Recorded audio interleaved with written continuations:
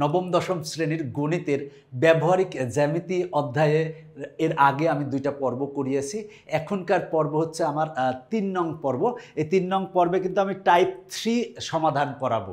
এখানে যে কিউআর কোডটা দেখতেছো এটা ডামি কিউআর কোড দেওয়া আছে, কিন্তু আমার যে ইজি ম্যাথ বইটা দেওয়া আছে ওইখানে কিন্তু কিউআর কোডটায় যদি তুমি এরমভাবে তুমি মোবাইল দিয়ে যদি স্ক্যান করো, সাথে সাথে কিন্তু আমার এই ভিডিওটা পেয়ে যাবা। কিন্তু আমরা যে বই নিয়ে আসছি ইজি ম্যাথ, এই বইটা কিন্তু বাংলাদেশে প্রথম যে বইয়ের সাথে সম্পূর্ণ বইয়ের কি পাচ্ছ, ভিডিও পাচ্ছ, সম্পূর্ণ বইয়ের সমাধান পাচ্ছ, সাথে কি কিউআর কোড স্ক্যান করলে কি তুমি সমাধানও পাচ্ছ। এখন তুমি নিজে নিজে বুঝলা, যদি না পারো কোনো একটা অঙ্ক বা না পারো কোনো কিছু, সেক্ষেত্রে তুমি কিউআর কোড স্ক্যান করবা, সাথে সাথে আমার ভিডিও তুমি পেয়ে যাবা বা অন্যান্য স্যারের ভিডিও পেয়ে যাবা। এখন আমরা টাইপ 3 সমাধান করাবো। বলা আছে যে কোনো ত্রিভুজ বা চতুর্ভুজ অঙ্কনের জন্য কয়টি উপাত্ত প্রয়োজন। দেখো এখানে বলা আছে যে ত্রিভুজ বা চতুর্ভুজ অঙ্কনের জন্য কয়টি উপাত্তের প্রয়োজন। এখন আমরা এই অঙ্কটা সমাধান করাবো। বলা আছে নির্দিষ্ট চতুর্ভুজ অঙ্কনের জন্য কয়টি স্বতন্ত্র উপাত্ত প্রয়োজন হয়। দেখো স্বতন্ত্র বলতে স্বাধীন, দেখো স্বতন্ত্র মানে হচ্ছে স্বাধীন বা আলাদা। তো এখানে বলা আছে নির্দিষ্ট চতুর্ভুজ অঙ্কনের জন্য কয়টি স্বতন্ত্র উপাত্ত প্রয়োজন হয়। এটা দেখো কতগুলা বোর্ডে আসছে, এগুলা কতগুলা বোর্ডে আসছে। দেখবা যে তুমি পরীক্ষা দিতে গেছো, যে বোর্ডই হোক, দেখবা যে এই টাইপের এমসিকিউ আসতে পারে। দেখো আমরা এই বেসিক তথ্যটুকু জেনে নিতে পারি। নিম্নে বর্ণিত 5টি উপাত্ত জানা থাকলে নির্দিষ্ট চতুর্ভুজ আঁকা যায়। দেখো যদি 5টি উপাত্ত যদি জানা থাকে তাহলে কিন্তু তুমি নির্দিষ্ট চতুর্ভুজ অঙ্কন করতে পারবা। সেটা হলো 1 নম্বরে কি, যদি 4টা বাহু ও একটি কোণ দেয়া থাকে সেক্ষেত্রে তুমি চতুর্ভুজ অঙ্কন করতে পারবা। 4টি বাহু ও একটি কর্ণ দেয়া থাকলে চতুর্ভুজ অঙ্কন করতে পারবা। 3টি বাহু ও 2টি কর্ণ দেয়া থাকলে চতুর্ভুজ অঙ্কন করতে পারবা। 3টি বাহু ও এদের অন্তর্ভুক্ত 2টা কোণ দেয়া থাকলে তুমি চতুর্ভুজ অঙ্কন করতে পারবা। 2টি বাহু ও 3টি কোণ দেয়া থাকলেও তুমি চতুর্ভুজ অঙ্কন করতে পারবা। দেখো 2টি বাহু আর 3টি কোণ, মোট কয়টা উপাত্ত?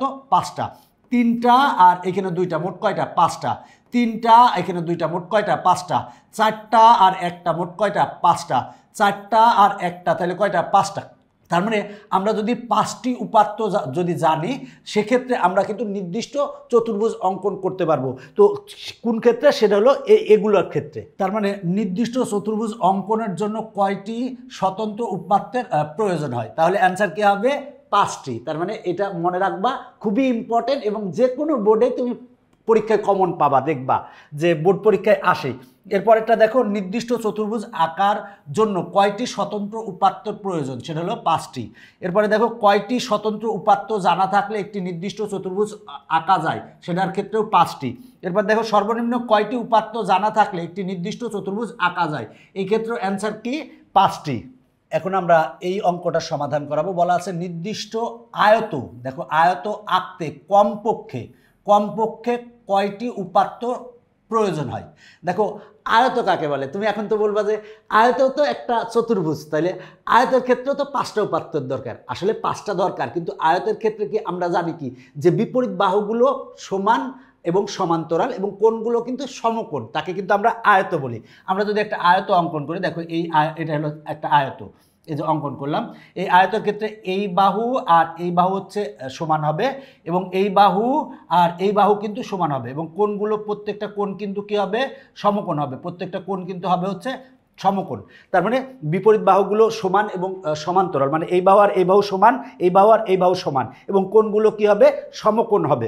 তার মানে দেখো আমার কিন্তু এখানে উপাত্ত, এই একটা বাহু জানলাম আর আরেকটা বাহু জানলাম। এই বাহু জানলে কিন্তু আমরা এই বাহু অঙ্কন করতে পারবো। আর যেহেতু এই বাহু আর এই বাহু সমান, তার মানে এই একটা বাহু আর এই একটা বাহু যদি জানি, সেক্ষেত্রে আমরা এই কোণটা যেহেতু 90 ডিগ্রি কোণ কিন্তু আমরা অঙ্কন করতে পারি। তার মানে আমার এই ক্ষেত্রে আমার কয়টা উপাত্ত লাগবে? দেখো আয়তের ক্ষেত্রে আমার উপাত্ত লাগবে 2টা। সেটা হলো এই বাহু আর এই বাহুর দৈর্ঘ্য যদি আমরা জানি তাহলে কিন্তু আমরা আয়ত অঙ্কন করতে পারবো। এখন বলবা কোণ, এই কোণ তো 90 ডিগ্রি তো আমরা অঙ্কন করতে পারি। তার মানে দেখো নির্দিষ্ট আয়ত আঁকতে কমপক্ষে কয়টি উপাত্তের প্রয়োজন? কমপক্ষে কিন্তু 2টি উপাত্তের প্রয়োজন।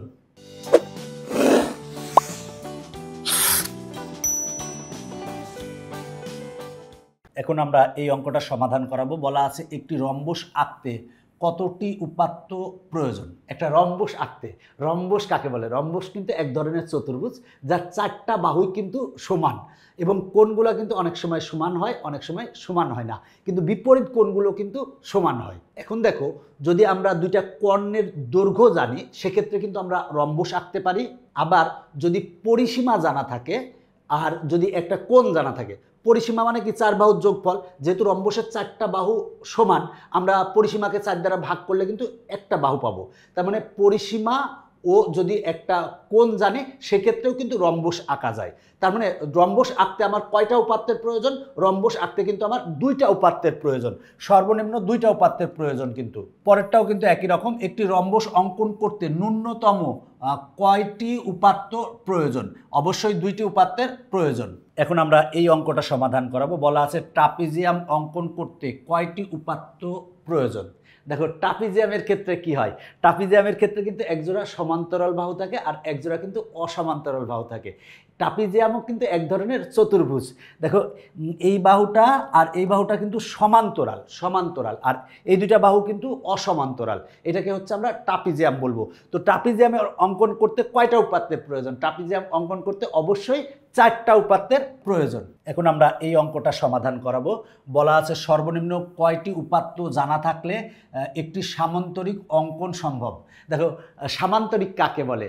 যে চতুর্ভুজের বিপরীত বাহুগুলো সমান এবং সমান্তরাল এবং কোণগুলো সমকোণ নয় তাকে বলবো হচ্ছে সামান্তরিক। দেখো, আমরা এই যে একটা যদি সামান্তরিক অঙ্কন করি, দেখো এই সামান্তরিক অঙ্কন করলাম, সেটা হলো যে সামান্তরিক ক্ষেত্রে এই বাহু আর এই বাহু সমান এবং সমান্তরাল হবে। এই বাহু আর এই বাহু সমান এবং সমান্তরাল হবে, কিন্তু কোণগুলো সমকোণ নয়, তাকে বলবো হচ্ছে আমরা সামান্তরিক। তো সামান্তরিক অঙ্কন করার ক্ষেত্রে আমরা যদি দুটি বাহুর দৈর্ঘ্য জানি এবং বাহুদ্বয়ের অন্তর্ভুক্ত যদি কোণ জানি, মনে করো এই বাহুর দৈর্ঘ্য জানলাম আর এই বাহুর দৈর্ঘ্য জানলাম, এই দুইটা বাহুর দৈর্ঘ্য জানলাম এবং বাহুদ্বয়ের অন্তর্ভুক্ত কোণ যদি জানি, সেক্ষেত্রে কিন্তু আমরা সামান্তরিক অঙ্কন করতে পারবো। তার মানে আমার কয়টা উপাত্ত জানা লাগতেছে? এই একটা বাহু, দুইটা বাহু আর একটা কোণ, তার মানে 3টা উপাত্ত জানা লাগবে। এর পরেরটা দেখো, একটি সামান্তরিক আঁকতে কয়টি নিরপেক্ষ উপাত্তের প্রয়োজন? অবশ্যই 3টা নিরপেক্ষ উপাত্তের প্রয়োজন। এখন দেখো এই অঙ্কটা, একটি সমদ্বিবাহু, দেখো সমদ্বিবাহু ত্রিভুজ আঁকতে কয়টি উপাত্তের প্রয়োজন? দেখো, সমদ্বিবাহু ত্রিভুজ কাকে বলে?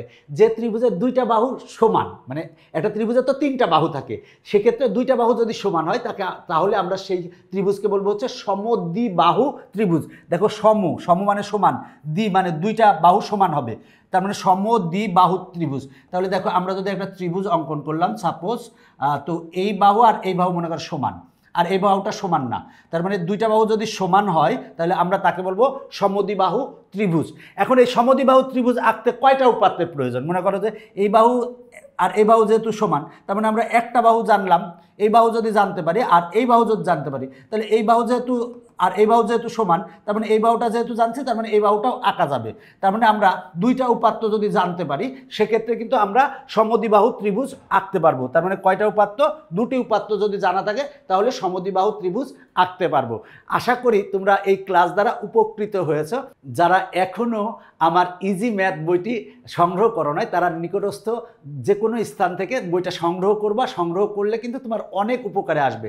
কারণ আমার এই যে বইটা, ইজি ম্যাথ বইটা, এই বইটা কিন্তু মনে করো যে প্রত্যেকটা জিনিস সুন্দরভাবে সমাধান তো করা আছে, সমাধানের সাথে সবচেয়ে গুরুত্বপূর্ণ একটা বিষয় আছে, সেটা হচ্ছে যে পুরা বইটার কিন্তু ভিডিও ক্লাস আছে। সুতরাং তুমি যদি ওই বইটা কিনো তাহলে তোমার কোথাও কোনো কোচিংয়েও পড়া লাগবে না, কোনো স্যারের কাছেও পড়া লাগবে না, তুমি নিজে নিজে পড়েই 100তে 100 পেতে পারো। তাই যারা এখনো সংগ্রহ করো নাই, সংগ্রহ করবা। আমার পরবর্তী পর্বে তোমাদের সাথে আবার দেখা হবে।